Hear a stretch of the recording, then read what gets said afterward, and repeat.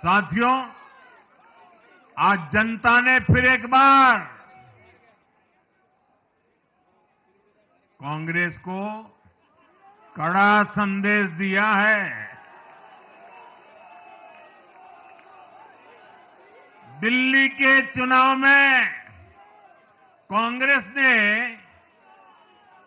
Zero की double hat trick लगाई है। देश की राजधानी में देश की सबसे पुरानी पार्टी का लगातार दिल्ली में 6 बार से खाता नहीं खुल रहा है और ये लोग खुद को पराजय का गोल्ड मेडल देते फिर रहे हैं। सच्चाई ये है कि कांग्रेस पर देश बिल्कुल भरोसा करने के लिए तैयार नहीं है। पिछली बार मैंने कहा था कि कांग्रेस एक परजीवी पार्टी बन चुकी है। ये खुद तो डूबती है, अपने साथियों को भी डुबोती है। साथियों, कांग्रेस एक के बाद एक अपने सहयोगियों को खत्म कर रही है और इनका तरीका भी बड़ा मजेदार है। आज की कांग्रेस अपने सहयोगों की जो भाषा है, जो उनके एजेंडा है, उसी को चुराने में लगी हुई है। उनके मुद्दे चुराती है, फिर उनके वोट बैंक में सेंध मारती है।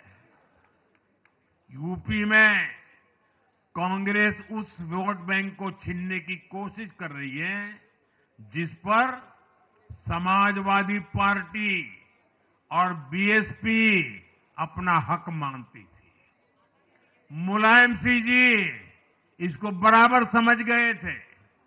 इसी तरह तमिलनाडु में कांग्रेस आज डीएमके की भाषा डबल जोर से बोलती है।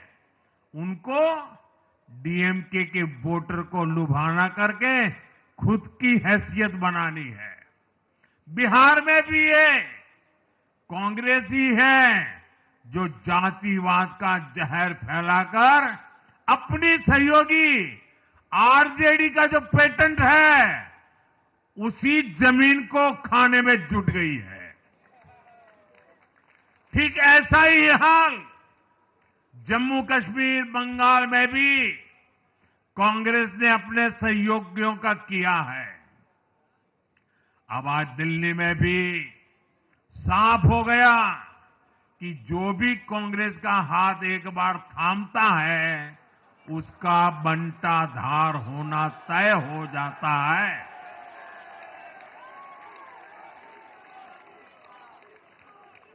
और जो राजनीति का अध्ययन करते हैं उनके लिए मैं आज एक काम छोड़ देता हूं। देखिए, इन्होंने 2014 के बाद 5 साल तक ये कोशिश की, हिंदू बनने की कोशिश की। मंदिरों में जाना, मालाएं पहनना, पूजा करना, भांति भांति की कोशिश की। उनको लगा कि ये करेंगे तो बीजेपी की वोट बैंक में हम सेंध मार करके कुछ ले आएंगे, लेकिन उनकी दाल गली नहीं। तो आपने देखा होगा पिछले कुछ वर्षों से उन्होंने वो रास्ता बंद कर दिया। उन्होंने माना कि ये भाजपा का क्षेत्र है, उसमें पैर नहीं डाल सकते। अब जाए तो जाए कहा, तो ये राज्यों की जो अलग अलग पार्टियां अलग अलग अपने मुद्दों पर जो अपनी जान चला रही हैं, अब उनकी नजरें उन पर है और इसलिए, और वो भी समझ गए होंगे, बोलते नहीं होंगे, समझ गए होंगे कि ये उनको ही खा रहे हैं। साथियों, इंडी गठबंधन के दल अब कांग्रेस का ये कैरेक्टर समझने लगे हैं। इंडी वालों को ये एहसास हो रहा है कि जिस वोट बैंक को उन्होंने कांग्रेस से छीना है, अब कांग्रेस उसे वापस पाने में जुटी है। इसलिए दिल्ली में हमने देखा, इंडी के ही दलों ने एकजुट होकर कांग्रेस को हैसियत बताने की कोशिश की, अपने वोट बैंक को रोकने की कोशिश की। ये मीडिया वालों को पता नहीं समय नहीं मिला, अब तो समय ही समय है उनके पास। इंडी गठबंधन पूरा दिल्ली में कांग्रेस के खिलाफ मैदान पे उतरा था, और फिर भी क्या हाल हुआ देखिए, दोनों तरफ।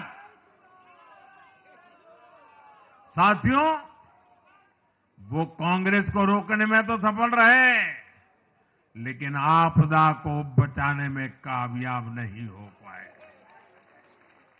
साथियों, कांग्रेस का हाथ थामने वाले इसलिए भी बर्बाद हो रहे हैं क्योंकि आज कांग्रेस वो कांग्रेस नहीं है जो आजादी के आंदोलन के समय थी, जो आजादी के बाद कुछ दशकों तक थी। आज वो कांग्रेस नहीं है। आज कांग्रेस देश हित की नहीं, अर्बन नक्सलियों की राजनीति कर रही है।